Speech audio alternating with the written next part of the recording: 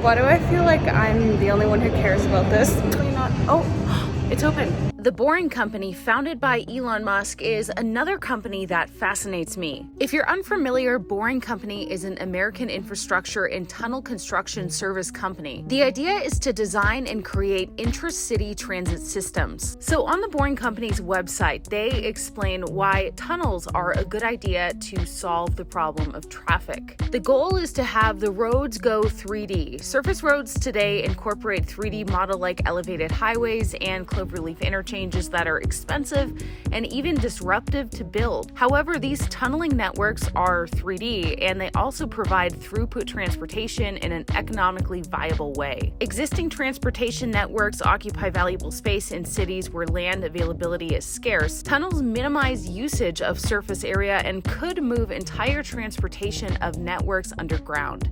Now, taking this transportation underground allows us to repurpose roads into community-enhancing spaces and beautify our cities. And ultimately, they want to enable Hyperloop. The Hyperloop networks unlock high-speed regional transportation surpassing other alternatives. Hyperloop enables access to individualized point-to-point high-speed transportation. Some more benefits of tunnels: unlimited capacity. There is no practical limit to how many layers of tunnels can be built, so any current or future capacity outcome can be achieved. Now, this flexibility contrasts with the surface system where adding a lane to the road is often difficult. There's also a minimal use of land. Tunnels minimize the use of valuable surface land, and they also don't conflict with currently operating transportation systems like roads and sidewalks. Think about this. It is a weatherproof operation. Rain, snow, wind, and surface temperatures don't affect the tunnel system operation. There's also minimal surface impact. Tunnel construction and operation do not create any discernible surface noise or even vibration. Tunnel construction and operation are invisible, silent, and undetectable. And it's much simpler to extend a tunnel-based system than a surface-based system, which makes future expansion much easier. Now, right now, tunnels are pretty expensive to dig, with many projects costing between $100 million and even $1 billion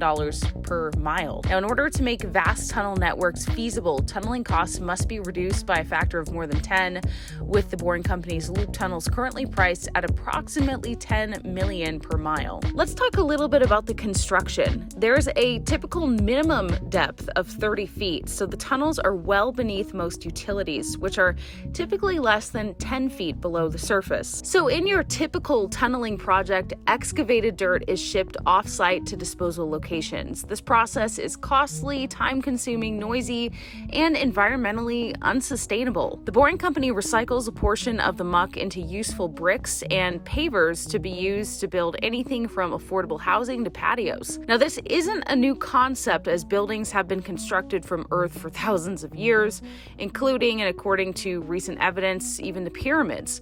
These earth blocks can potentially be used as a portion of the tunnel lining itself, which is typically built from concrete. Since concrete production accounts for 4.5% of the world's greenhouse gas emissions, earth blocks would reduce both environmental impact and tunneling costs. Now, all of this is straight from the Boring Company's website, so if you want to look more into this, I will leave a link in the description for you. But let's talk about the specific project in Vegas. Why do I feel like I'm the only one who cares about this? Now, I will say I tried to put an interview together. Oh, this is so cool. I tried to put an interview together. Oh, it's probably not. Oh, it's open. It's open. It's open. Oh my gosh.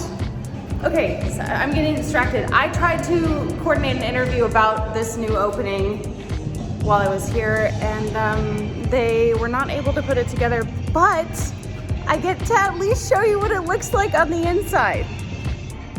So it's completely empty right now. They have this on display. These are the concrete tunnel segments. And this is a new station here at Resorts World that just opened up a new passenger station. So, ta-da! Vegas Loop, baby, let's go!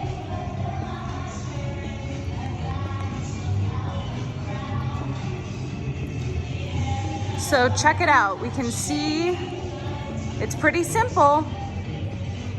Purchase a ticket, hop in the car, enjoy the ride, baby. So Resorts World here in Las Vegas just opened up a passenger station for the Boring Company's underground loop system here in Vegas. And I'm in here right now. Yes, it may be completely empty, but oh well. I wanted to show you it, and it's pretty cool that we can still kind of take a little tour here. Now, I totally wish we could see it in action, but better than nothing.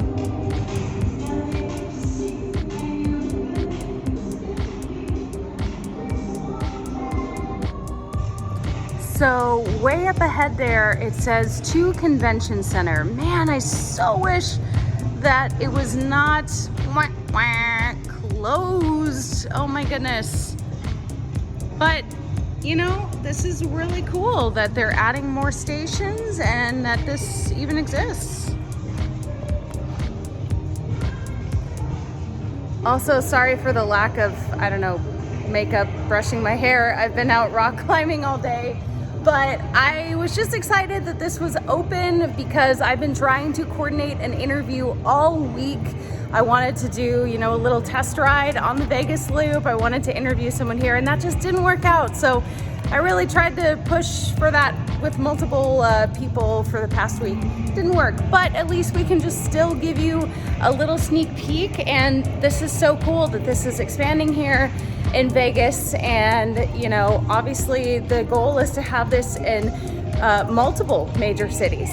The Las Vegas Convention Center, or LVCC Loop system, is a 3-station transportation system.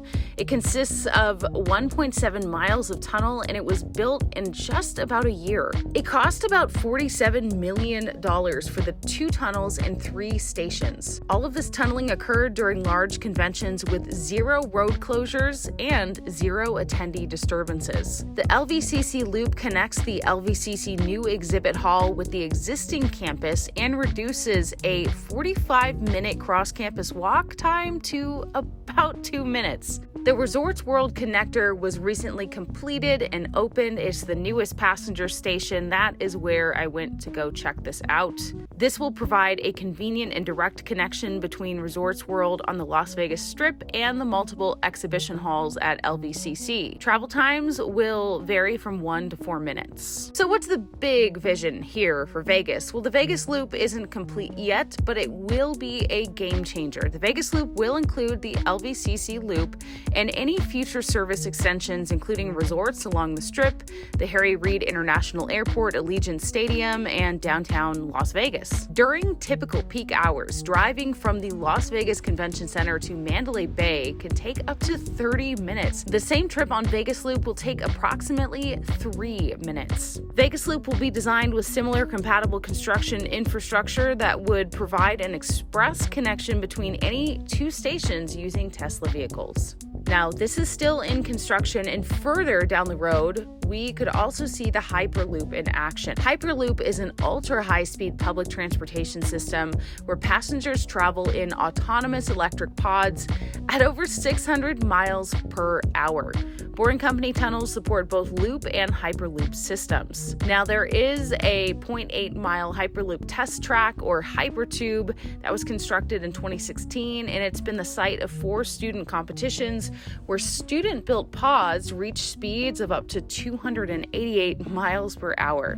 So the test track is complete, but currently they're working with various local governments and private stakeholders to consult, advise, and perform research, development, and testing on the viability in their cities for Hyperloop, the high-speed transportation of passengers and goods in tubes. So once again, Elon Musk has a very interesting company that is going to change the world and benefit society and our environment. I haven't dabbled too much in the Boring Company, but the more that I get involved and read about it and even see it in person in Vegas, the more I just think that it is a great solution. And next time I go to Vegas, I really would love to do a demonstration. I really tried to put that together. It didn't work, but this is really exciting stuff, and it's cool to see it finally, come to fruition, and it looks really nice. It seems definitely efficient and something that one day we could also use on Mars.